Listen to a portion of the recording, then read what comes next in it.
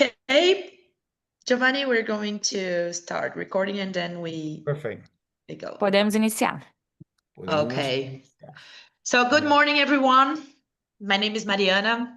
I am an auditor of the Brazilian Superior Court of Sports Justice for football in Brazil.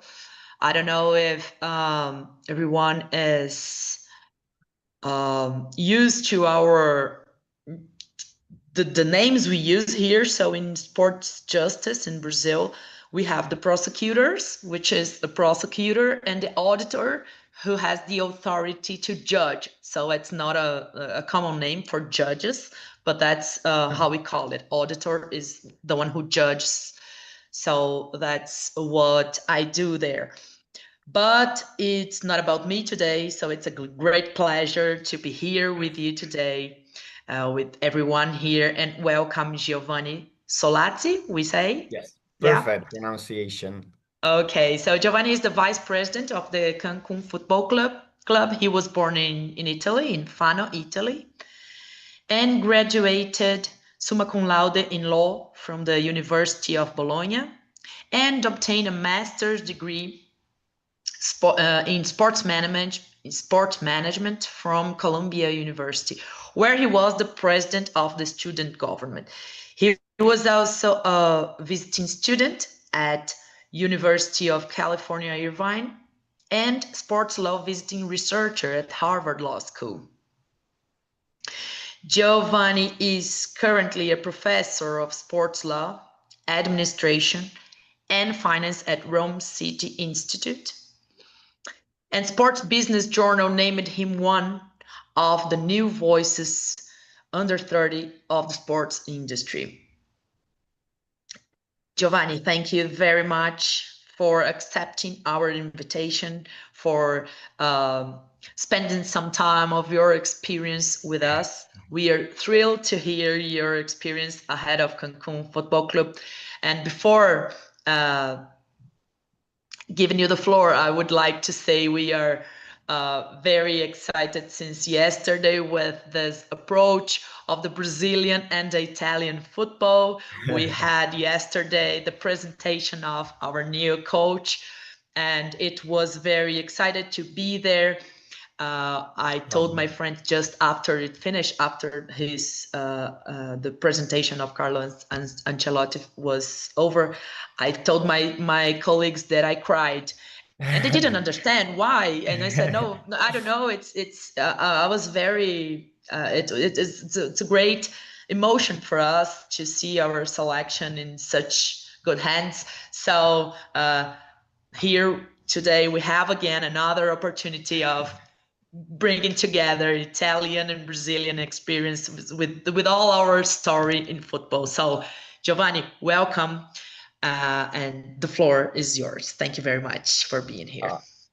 Thank you so much, Mariana, and thank you for inviting me. It's great to be here. As I told you, I love Brazil. I almost moved to Brazil in a moment. Then unfortunately I couldn't because of COVID. But I love Brazil. I love Brazilian football, and I'm happy for Carleto and for the Brazilian national team. I think probably is what Brazil needed in this moment. But it's the greatest, at least soccer, football, let's say, football country in the world, and I think right now got probably the best manager in the world. And the relationship that Carleto has with all Brazilian players, I think, is unique, and I'm really happy. I think it will go very well, hopefully. So you have another fan for the World Cup, Italy, and then second Brazil. But it's a pleasure to be here. We also just, I have also a lot of contacts and friends in Brazil and Brazilian football. We just hired a Brazilian attorney. We went, I don't know if some of you know, but last week we went to TAS, we went to CAS, and we hired a Brazilian attorney, a friend of mine named Carlezzo. So the law firm is in São Paulo. It's quite known in Brazil. So we decided to hire a Brazilian attorney for this fight that we have right now with the Mexican Federation.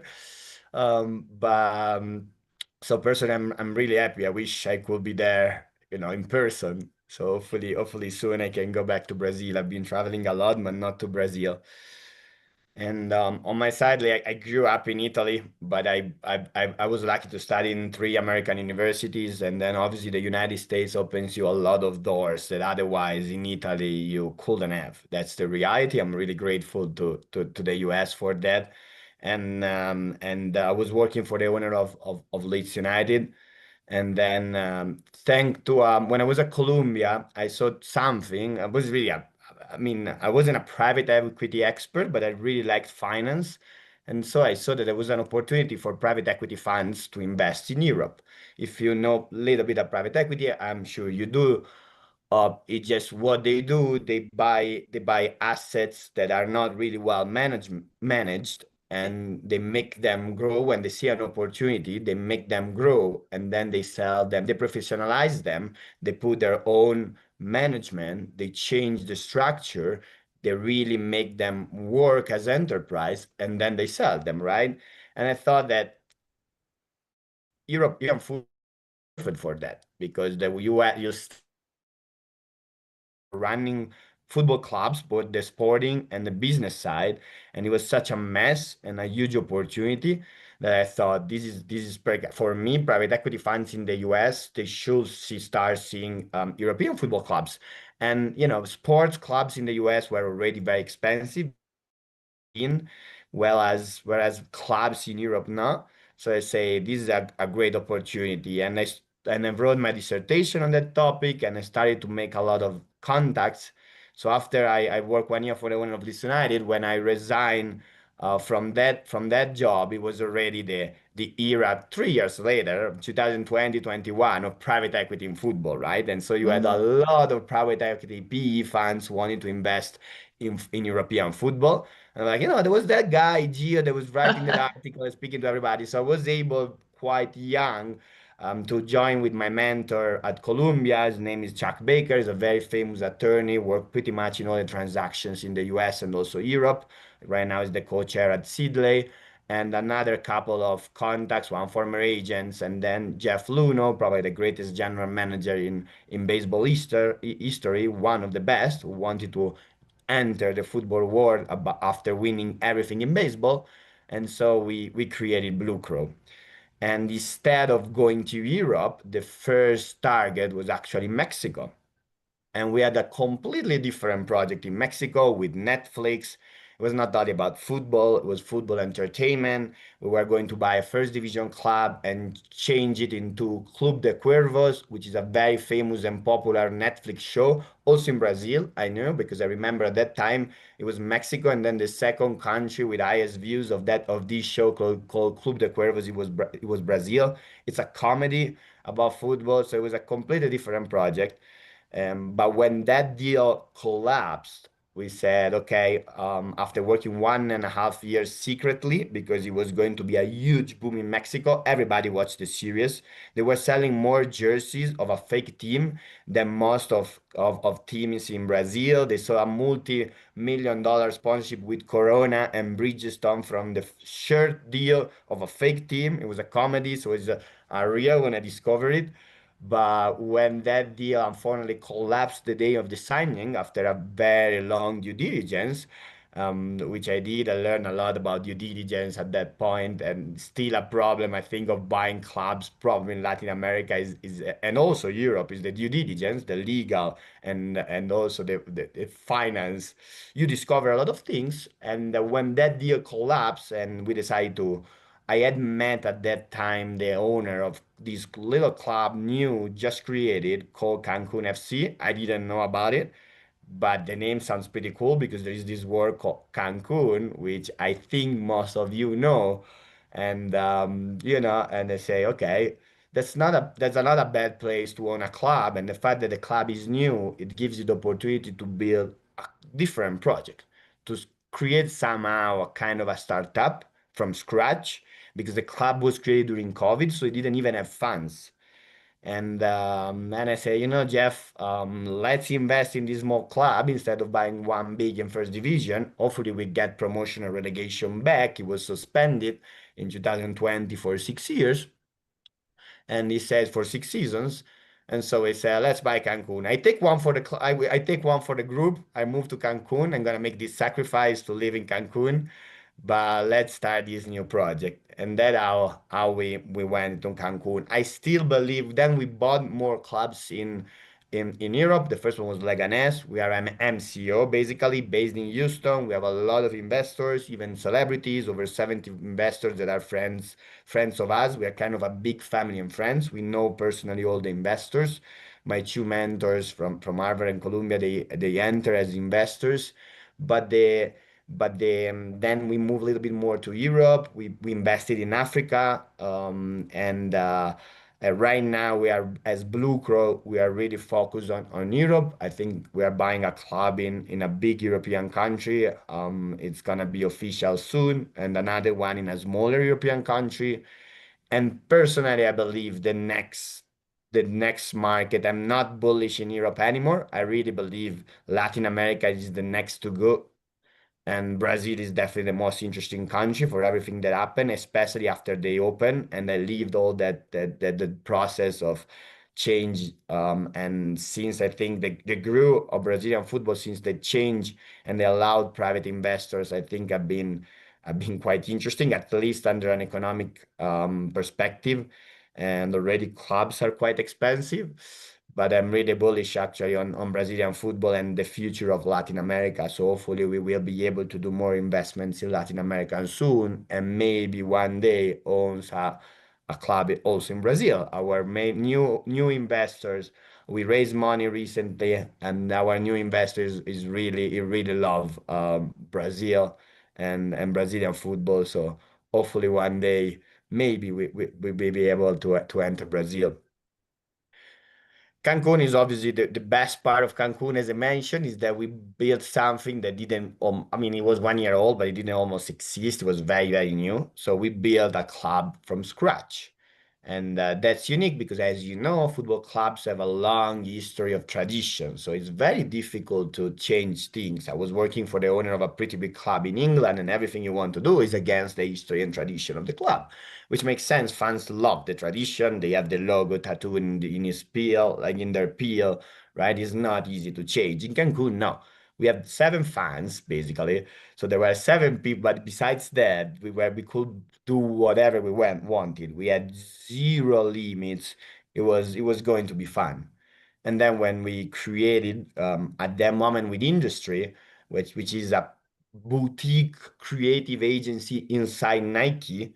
We are proudly Adidas team right now, not Nike, but that moment we did it with this great creative agency called Industry, and we did this rebranding and we launched the new Cancun FC. So I have a little presentation if you want that I can share with you and tell you a little bit more about our club. And I'm the vice president. Let's say I'm CEO, but I also do most of the president functions. So I'm part of the president's group. I'm actually one of the representative of the presidents of our league, and that's a project that for me it's like a baby, like a little start, like a startup. So it's a football club slash startup. Can I share, Mariana, the Yeah, screen? sure, sure. I was just going to ask Juliana if he has already the permission to share. Ele já tá com permissão, Ju, Yes, para sim, sim. okay, I think you can go ahead, Giovanni.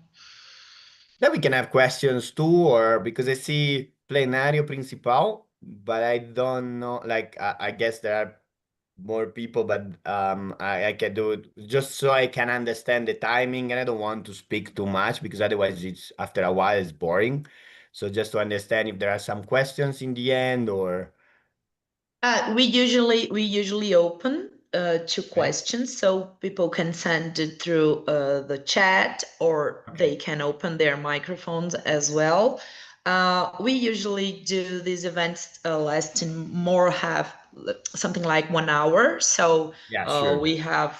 So I think that maybe if you want to speak for example, half an hour, and then we can talk Max. about and okay, play some questions Perfect. if they have. Okay, thank you. Perfect. So I'll try to share. Let's see. Here we are.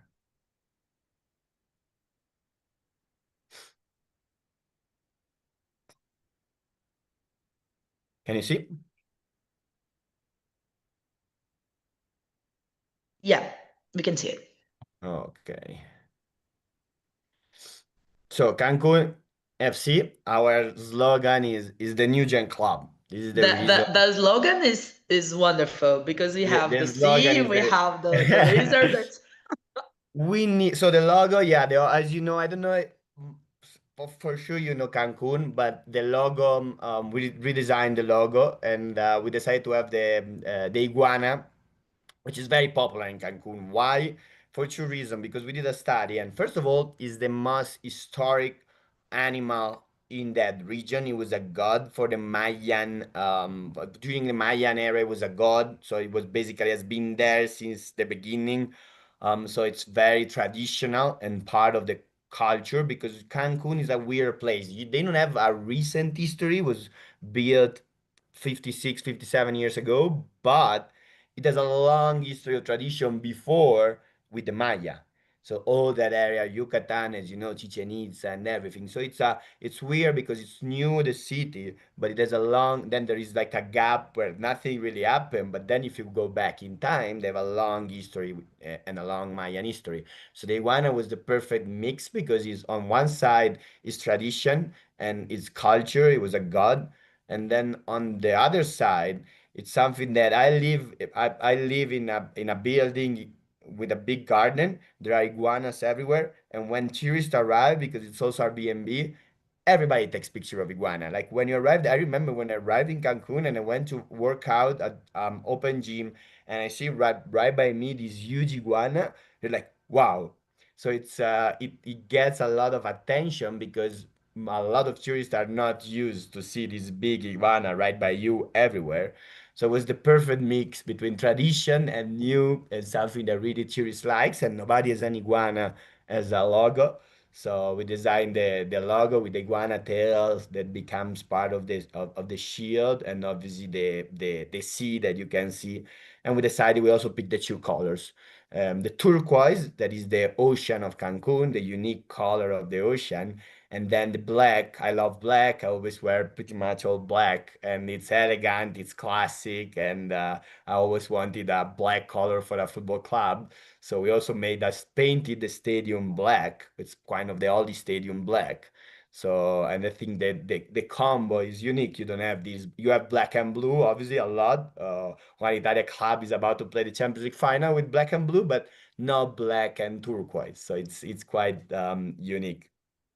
And the New Gen Club, because we really didn't even have fans. So we created this new club and say, okay, let's find a cool name, New Gen Club. And it's also true that since we didn't have fans, when we arrived, we had to create our fan base, which is not easy. In Cancun, there was a first division club that had left the city. In Mexico, it's like the US, clubs can move from one city to another. So a very historic club from Mexico City, because of government money, went to Cancun, won the league the first year, and then after a couple of years, when the government changed, they got relegated, and then they went back to Mexico City, leaving Cancun without a team. So there were a lot of kids that really didn't have a club in Cancun. They maybe were supporter of Pumas or Club America because their father is a Pumas and Club America supporter, but they never saw or watched a, a football game in Cancun of their club. So when we arrived, we knew that our target were more the new generations, kids, Gen Z, especially from Gen Z down. I mean, because they didn't have a football clubs in Cancun and they grew up without really a football club to watch in their city, and that pretty much works. And the interesting thing is that attacking them, then we were able to attack the father, right? And the example is my taxi. Where I didn't have a car when I bought the club. I didn't have a car. I took 100 taxi and only four knew about the club. So it was basically unknown because it was created during COVID.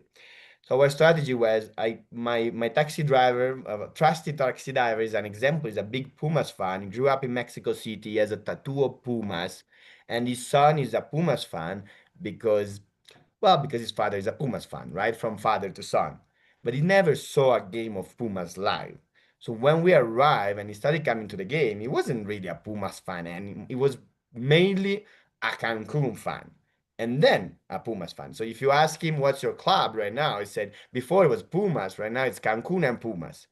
So then we were able to do this, and from this, as you may know, and probably some of you have children, from the kids go to the father, because right now the father didn't buy a jersey for him, but he spent his money to buy a jersey, which is the most expensive in Mexico, for his kid. So we were able, and the father is coming to all the game, and the father is spending money, but for the kids. So if all the football clubs are from father to son, we are actually from son and daughter to father, mother. So we changed the paradigm, and we have a very family-oriented environment.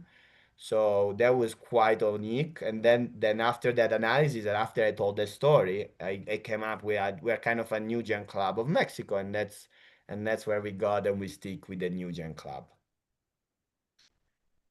Obviously, you need when you're in a city with Cancun, we bought Cancun. We saw it was the registered brand. It was the most known Mexican registered brand worldwide. It surpassed Corona during COVID. It means that if you say Mexico in the world, the first association of a registered brand is the city of Cancun. Is that 30 million people arriving in Cancun, not all tourists, but 30 million people at the airport. Is 4 terminals, is connected with all the cities in Latin America, basically, and North America. So it was a unique opportunity to build something big locally, because the city is not only a tourist destination, it has more than 1 million people right now. So it's bigger than Milan. So locally and obviously worldwide, because the tourists come from all over the world, all over the world. As Blue Crow, I told you a little bit more about us. And our CEO Jeff, that comes from baseball. Quite interesting. I think if I mention that there is a wave of investment, American investment in Europe, a lot of them weren't successful, and I think most of the reasons is because Americans, when they go abroad, they ignore culture first, and second, they think they can do it in the American way, and which is correlated to the first part, to ignoring the culture, and it doesn't always work well. And they think they know about football. The other problem of football that everybody thinks they know about football, right? That's why we want to work in this industry, because it's popular. Jose Mourinho also said that, but if you go to a doctor, you don't think I know more than a doctor. And then they go to speak with Mourinho, and everybody thinks like Mourinho should have put a better 11 on the pitch, right? And Carleto will leave this with Brazil, and it's very common of all the coaches and in football in general. So a lot of American fans, they enter football and all of a sudden they become football experts. This is not Jeff. Jeff, he was born in Mexico. He understands and he loves to study culture, and he listened. His first year, he didn't know, he wasn't a football expert, and he listened. He listened everybody. He barely spoke for a year, and he was our leader, our CEO. So it tells you a lot about, I think, how to do things well and get local management. We have a great in Spain. We got promoted. We just got relegated with 40 points. It was tough. With 40 points, you have only a 3% possibility of getting relegated. So we reached our goal that was making 40 points with Leganés, and we got relegated. So it was tough. But we got promoted last year with a budget that was probably in 14th in the league. So next year we will have probably budget number 2. So we know we can go back, hopefully.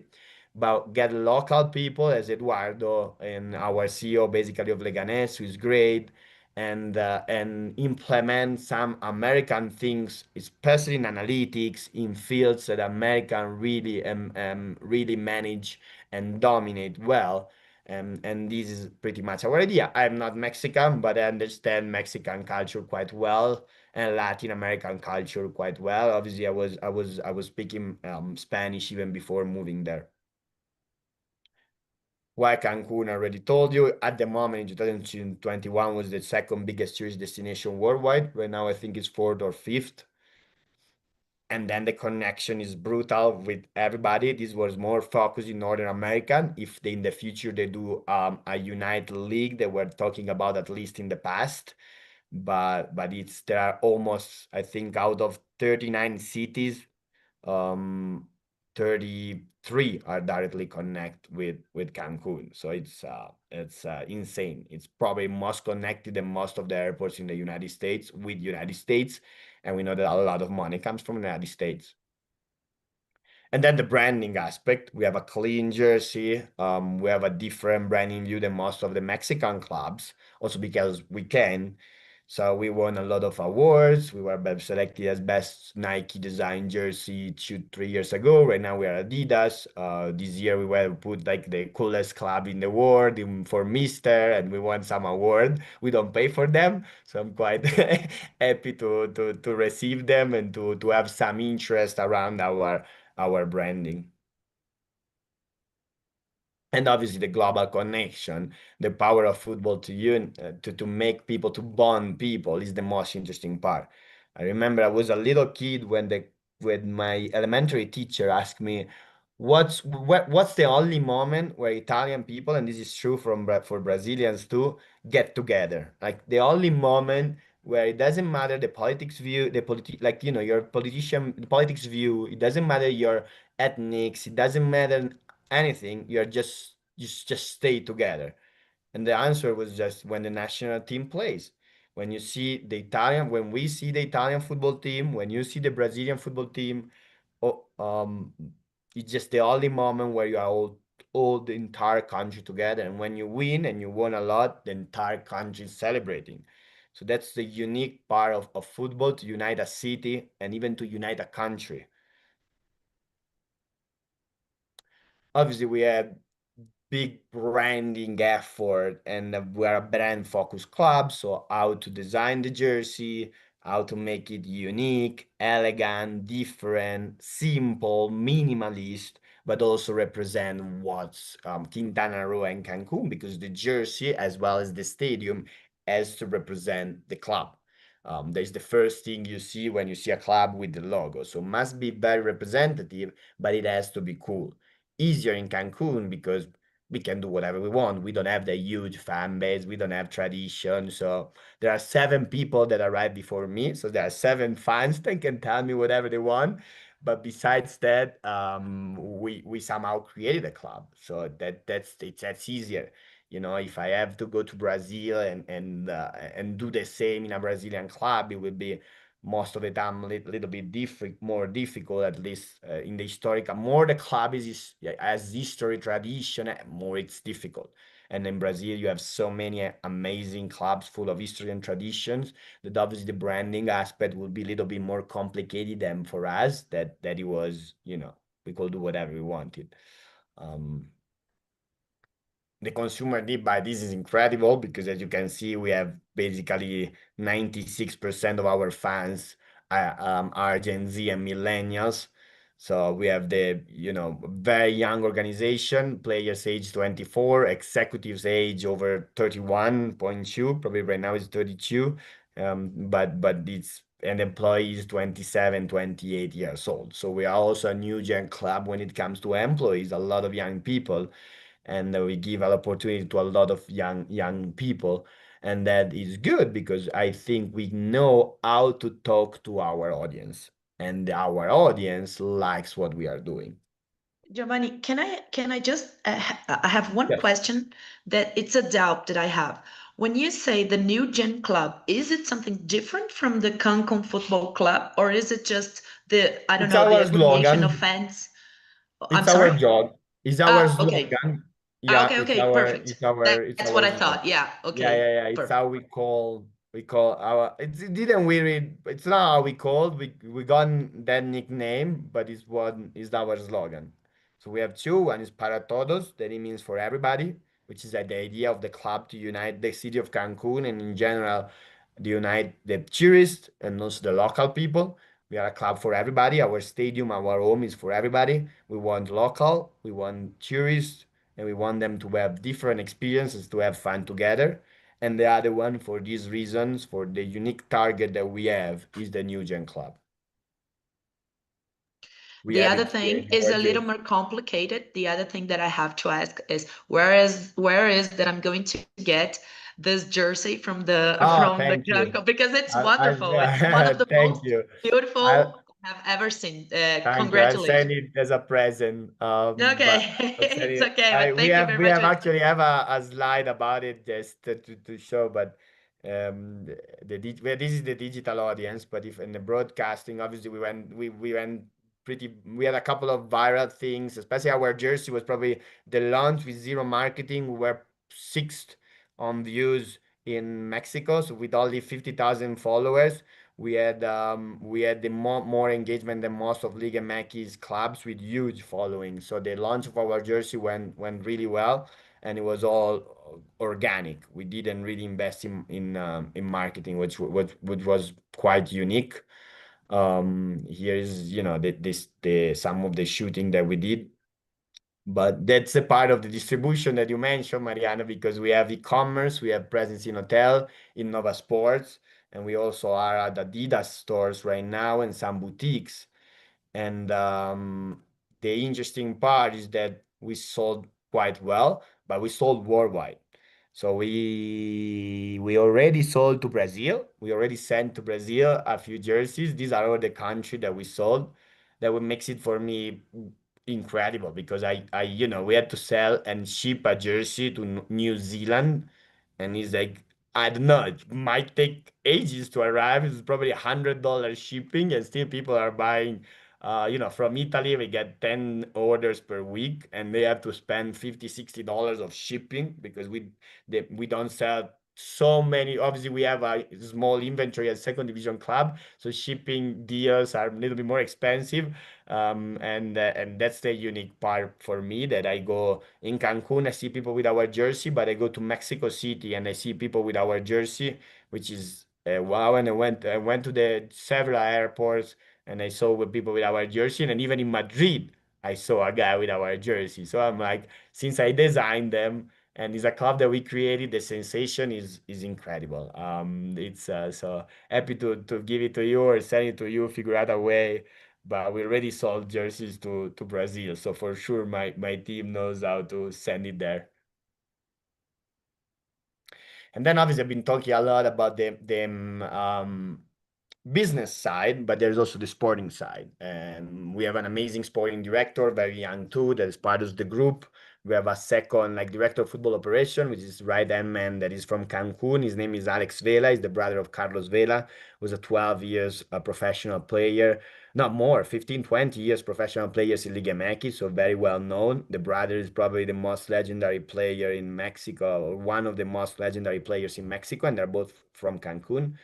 So I think the sporting side, it's the good part of American fun when they enter, they really professionalize the organization, which means one less frauds, less stealing money, less corruption. Because when you have, generally speaking, a better like management and a company enterprise, not an association where it's very easy to steal money in association. When you professionalize a football club, you generally tend to have a CEO, president, or and then the sporting side. And you obviously want them to be connected, but I cannot choose players. I cannot do the mistakes that a lot of time presidents in associations. I think I speak, for example, for Argentina. That is a football that I know, but I'm sure that the same happens in Brazil. When you have presidents, all of a sudden they become president of a football club without knowing how running a football club, and they choose players without knowing how to choose players. I'm in football, but I don't choose players. We have a sporting area, a sporting director, we have scout, so it's quite, you have to divide the two part, the business, the political, the administrative on one side, which can help with negotiation, which actually have to hire the sporting director. But when it comes to the technical decision, I don't watch football in my free time. I watch our clubs, maybe Juventus because I was born as Juventus fan, and a few other games, but they spend their entire time watching games. Like they have been studying to be a coach and a sporting director, it's completely different. And I think the biggest mistake is when you have president of owners or CEO, the one that all of a sudden it happened with Manchester United, with Woodward, it happens a lot in the past with former president, it's still happening a lot in Latin America, with president that becomes president of association, all of a sudden they choose players that are friends of agents, they don't have a structure. We are a smaller club, but we have a quite well structured. So we have a good sporting director and a sporting area. And we have obviously we are starting developing Mexicans. We are focused on Mexican Americans, and we have international players. We invested a lot in Africa as a group. So right now we have we used to have more, but right now we have three international players. Only three can play, five can stay in the squad. And we made an agreement, a collaboration with Santos in Brazil last year. So we got a player. He's not Brazilian though. He grew up in Brazil, but he was born in Bolivia. His name is Leo Zabala. So we have a collaboration with Santos. We have one player from Santos, and and this is pretty much the idea of building local players again. It's more difficult. Mexico is not really good at developing players. There is talent, but not that much as Brazil or Uruguay or Argentina. So you have to do a little bit more work. The mentality is still like hasn't been developed yet at the level, for example, we have in Europe of the young generation that are really dying to get that opportunity. In Mexico, not really. So you have to do a long work when it comes to establishing your youth academy over there, and we are on that. It's also an area that, as you know, football nowadays is always more physical, and it's an area where local players are a little bit smaller because the Mayan heritage. So it's, you know, you have to find the right prototype of players. We are far from anybody else because the Yucatan, you know, we have to fly everywhere. So it's not easy. It's a challenge that we started, and I think we can be successful, taking consideration that we know the prototype of the players from that area, from Cancun, that has to be mixed, for example, from players from the north of Mexico that are bigger, that are stronger, that have different qualities compared to the ones in Cancun. So it's interesting, but we know that football evolved so much in the last 10, 15, 20 years, probably in the last 10, 15, changed completely. And we can see that because when you, if you easy, I always use this stupid example, but when you go to a Nike's or Adidas store and you see, you know, the mannequin, you see the where the jerseys are on the, you know, the, I don't know how to say in English, but I think probably in Portuguese could be like a mannequin, in Spanish is mannequin.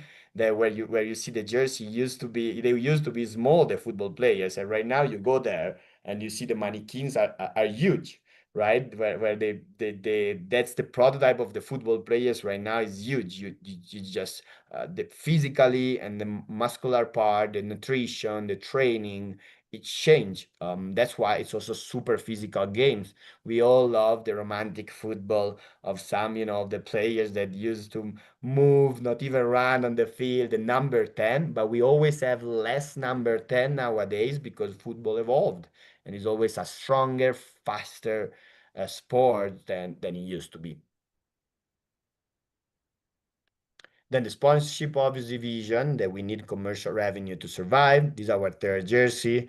The third one, the pink one, we launched it recently, inspired by Cancun nightlife. So it's the same color of the logo of a famous club in Cancun called Cocobongo. When I say club, it's like nightclub. I mean nightclub disco. So it's called Cocobongo, and I think if you have been in Cancun, probably you know it. It's a must go in Cancun, and it's part of the Cancun nightlife. So with a DJ, we launched this turkey that is basically sold out.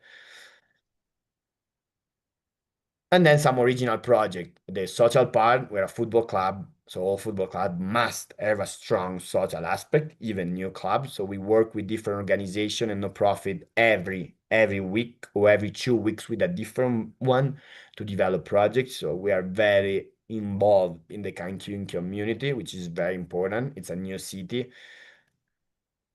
The tourist lounge, which is the newest area of the club. And what we have unique at our stadium, when we bought the club, we saw that the stadium was abandoned. We had to renew it, but also that had boxes right by the pitch. So usually you want to stay on the box up so you can, you know, suites are up so you can watch the game. And but in our stadium is more like baseball stadium. So you have the boxes right by the pitch. And when we bought the club, we thought with Jeff, we thought, you know what, this is a great opportunity to convert each box into a different experience. And how many people really go to watch a Cancun game to analyze the game from the top? It's just more lived experience. And so we launched the tourist lounge and we created our first jacuzzi box, as you can see there. And that was the first one, and a barber shop. You can have your haircut right by the beach, as you can see here. And from there, we got a lot of local entrepreneurs to join us with different projects. So we have a beach bar, we have a barbecue box, so you can do barbecue with your friends right by the beach. Obviously, we have a sports bar. For the women national team, we launch nails bar when you can get a drink and get your nails done. So the idea, we have a pool box. So the idea is to convert all these boxes that are right by the beach. We are launching a sushi box very soon, a cenote box with another swimming pool into a different experience. So it's football on one side, obviously, but it's the Cancun tropicalized version of football. And when we launched it, the first example, we did this tourist lounge in a little box. We invite people. We have table service. So we had table service, and you can drink everything in Mexico. You can drink tequila. You can drink. So we sold bottles. We sell everything, and and it was during our game with Venados, which is our derby, our most important game. And when at the end of the game we lost, most of the people didn't even know the result in that part of in that box. They were all drinking, celebrating. They stayed there until 2 a.m. So it's like, you know what, this could happen, this could work. So obviously we have our football fans, and we also have our porras, our hardcore football fans. But then we have an area where people really don't care that much about football, and most of the people that invested didn't even like football. And the first meeting I had with them is like, we don't like football, but right now they are there, and we have party and after party at after 2 a.m. We have concerts, so it became a really party zone right by the beach. Obviously, can you do this with historical Brazilian clubs? No, but with Cancun, you can. And if you buy a club in other Mexican area, you couldn't do this. You couldn't put a jacuzzi right by the beach. But in Cancun, you can. So you have to understand always the culture and the place where you are and take advantage of that. So this area called Tourist Lounge work pretty well. It has been always profitable, and we have a lot of people, and it's a big party area right by the beach. Then we have also a lot of art. We are the only club with a resident artist. I love art. When I studied, I used to, growing up, I didn't like. Then when I started working in football, I couldn't just watch football every time. So I said, okay, I need to find another hobby, because otherwise first of all, I'm not gonna have a girlfriend. I mean, I cannot just speak about football. So it's when I moved to London, and I started love art. And we are the only club with a resident artist. Street art, my favorite is street art. So we have murales, we have graffiti, we have all kind of street art in our stadium with an artist that every month we pay him to do different murales. Then we had international artists, so it really became a community part, and we really started to give life to a stadium that was abandoned through art. I had the idea after going to the Comuna 13 in Medellin. I don't know if you know, but it's gorgeous. And it was when I was living in Medellin, 2014, and even before, was one of the most dangerous neighborhood in the world. And right now it's just amazing, full of tourism, people, art everywhere. So through art, they were able to convert the most dangerous neighborhood in Colombia into one of the most tourist attraction of Colombia. So our idea pretty much of using art to give life to places that are living a bad moment, and our stadium was abandoned, was not dangerous, but was abandoned. It worked pretty well. And then future projects, just to close the presentation. But obviously, the fact that we own a club in Cancun attracted a lot of famous people. So we have famous investors that we didn't even want to promote our club yet, at least until we are in first division, because we wanted to create a brand that is a brand itself without the need of a celebrity, because otherwise it becomes like, oh, that's the Ryan Reynolds clubs, but you don't really understand, especially if it's a smaller club. We wanted to create a brand first that is recognized, and then in the future announce our celebrity investors and have more celebrities. We have some of the most important singers and also football stars that are really interested in investing in Cancun, even some from Brazil. So, the project of we saw it in Como in Italy that had a lot of famous investors. We saw other clubs and or Drake with Venezia. We kind of want to replicate at the right moment. We want to replicate that. Obviously, we need to be in first division. It doesn't make a lot of sense to sell now. And as I mentioned at the beginning, promotion was suspended for 6 years. We decided to go to CAS right now because our interpretation is that it has to open this year. Otherwise, it must be back next year. But it's a fight, and only one club gets promoted, used to get promoted, relegated. That was our Brazilian attorney. When we started speaking with him, he went crazy. It's like it's unbelievable, right? In Brazil, there are four clubs, and you have clubs that actually play the Libertadores final, and then they're fighting not to get relegated. And in Mexico, it's only one club that used to get relegated and one club that used to get promoted. So, and even with one, they blocked it. So it was like, what's going on? I mean, and it's crazy, but it's a nice fight. And I think we have the legal argument, the right legal argument, and I think we're gonna win it. And obviously, we need to go to first division. Since I started mentioning private equity, this is a private equity club. We bought it for 5 million between us, USD, and we know that in the future this club could be worth 200 million at least. So that's the investment we made. We used to lose money. Right now it breaks even, so it doesn't really cost money. We don't want to make money out of Cancun. If we have a profit, we share it with our employees, we reinvest it. It's not the goal to have a profit that we go to seven, then at $50,000 profit that we give to 70 investors. No, the idea is to really have a club that in 10 years is in first division, competing in Liga MX with a new stadium and could be worth a lot of money. So it's a 10 years project, not really cash focus. I think if you buy football clubs, it's difficult to be cash focused. You really need to do well on the players generating side. So probably in Brazil you may do it. In Mexico it's a little bit more complicated, and it's not Cancun.